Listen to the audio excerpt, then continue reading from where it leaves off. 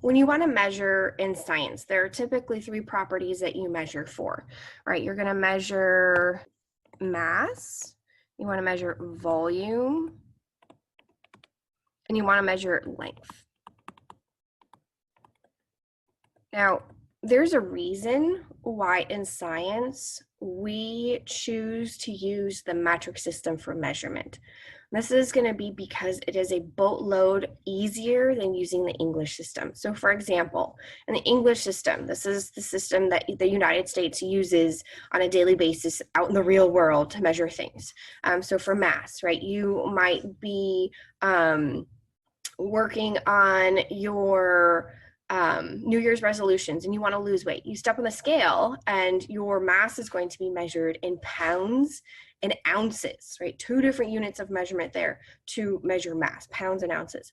For volume, think about when you have to measure volume in the English system. You go to the gas station, you're going to be pumping your gas in gallons. And then you go to the store, right, to buy milk. There are gallons, there are quarts, there are pints, there are cups to measure volume, there are ounces to measure volume.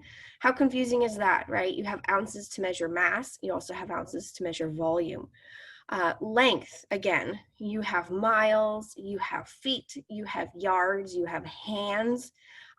It's really complicated, right? When do you use which unit for measuring these different properties? So in the metric system, it is super easy. You just have one unit for each of these properties. So for example, for mass, we're going to use the gram. That's it. That's the only unit we use. For volume, you're going to use a liter. And then for length, you're going to use the meter. Done. That's it. Those are the only three you have to remember. So it's very simple. However, there is a little bit of a catch. Right? Let's say I gave you a meter stick. So a meter stick is the same thing just about as a yardstick, if you're familiar with that, 3 feet-ish.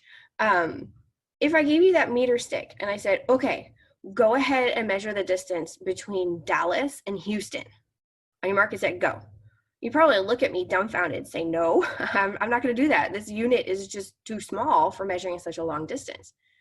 Or I might give you a meter stick and say, okay, I want you to measure the diameter of a cell, which you can't even see with the naked eye, right? You can only see it using a microscope. And you would, again, stare at me and say, that's not possible, right? You gave me a tool to measure something really small. This tool is way too big. So in the metric system, what we do is we have prefixes that we add to these base units of measurement to either make them a little bit bigger or to make them a little bit smaller, so that they are more readily applicable to whatever it is that we want to measure. So I am going to try to share something new with you.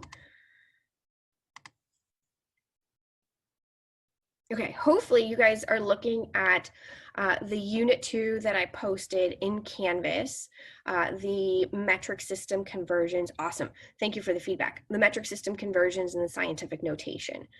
So this is kind of a step-by-step. Here's how to do the conversions. Here's how to do scientific notation. So you guys are going to be welcome to rewatch this video or to use the material in this handout to help you practice some of these conversions. And one of the things that I give you on the very first page is this box or this table. And this table gives you all the different prefixes that we use in the metric system to either make the base units, the meter, the liter, and the gram, bigger or smaller, again, to make it more applicable to whatever it is that you're measuring. So if you look at the chart and you find the base units there kind of a little bit over to the left, you'll notice that all of the prefixes, deci, centi, milli, micro, nano, and pico over to the right, these are going to be the prefixes that are going to make your base unit smaller. And on the very bottom of the chart, it tells you by how much. So deci is 10 times smaller. Centi is 100 times smaller, 10 to the minus 2. Milli is 1,000 times smaller, 10 to the minus 3. And then if you go over to the left, here you have the prefixes that are going to make your base unit bigger. And it shows you again by how much. So deca, 10 times bigger, hecto, 100, kilo, 1,000 times bigger. This chart with the full prefixes, so deci, centi, milli, and the abbreviations up at the top, so the D and the C and the M. When you get to micro, there's a funny little symbol called the mu. It's a little U with a little tail in front. That stands for micro. You're going to have to memorize these, and you're going to have to know how to apply these prefixes when it comes time to having to convert, let's say, millimeters to kilometers. And we give you a couple of examples and then some practice questions later on in this handout. So there are a couple ways to do the conversions. One of the ways that you probably have gone through at school at some point is using this chart and counting boxes. Now, I don't know if you guys can see my mouse. I'm hoping you can. Let's say if we wanted to convert from the base unit of meter, we wanted to convert something to millimeter. What you guys could do is you could count boxes over, see how many boxes you go over. So 1, 2, awesome, you can see my mouse, perfect. So 1, 2, 3 to get to milli.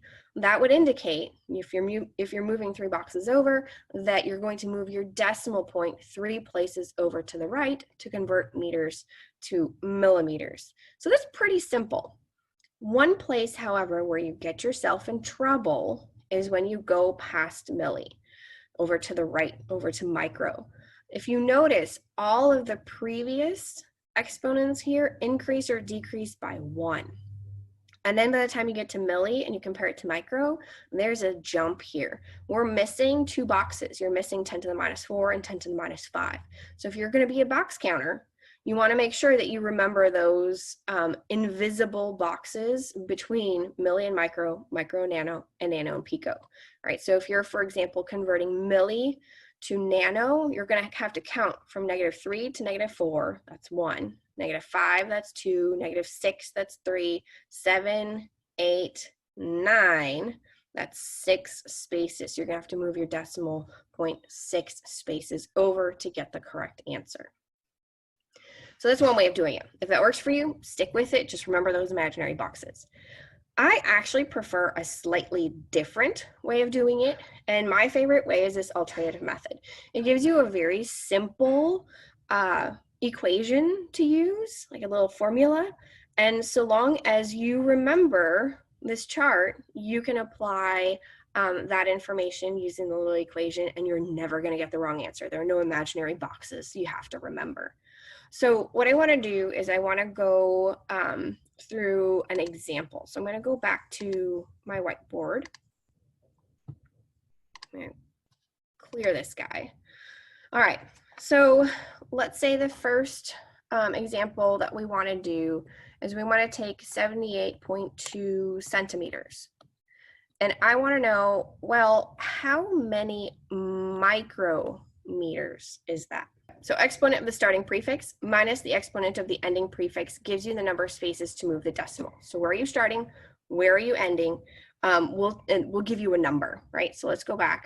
Okay, exponent of your starting prefix, starting, minus exponent of your ending prefix. We'll give you a number. So let's try this out. Our starting prefix is centi, right? And if you guys have the chart in front of you, awesome. If not, maybe you can already remember. Centi, the exponent for centi is 10 to the minus 2. So your exponent is minus 2 for centi. And from that, you're going to subtract the exponent of the ending prefix. So our ending prefix is micro. That's what the mu stands for. And if you recall from the table, micro is 10 to the negative 6th.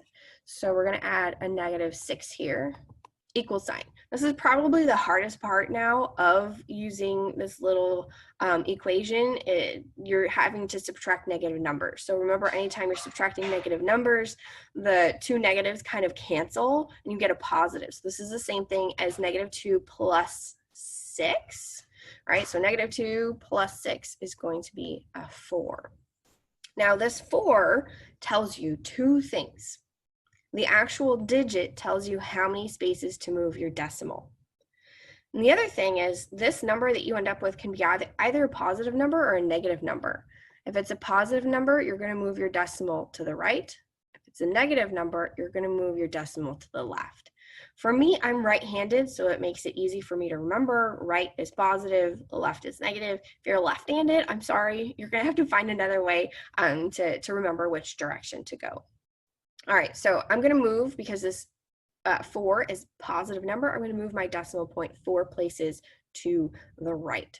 So my original measurement was 78.2 centimeters. So here's my decimal, and I'm going to move that 4 places to the right. So 1, 2, 3, 4, add my decimal, fill in my zeros.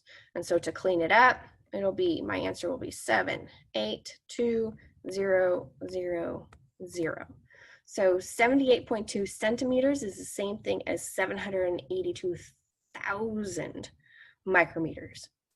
It's always a good idea after you've done your conversion to see if it makes logical sense, right? So centimeter is a bigger measurement than a micrometer, right? Centimeter is closer to the base units.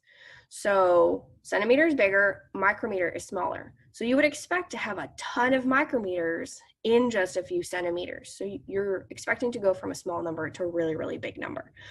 So keep that in mind, do that mental, common sense check before you move on to the next question.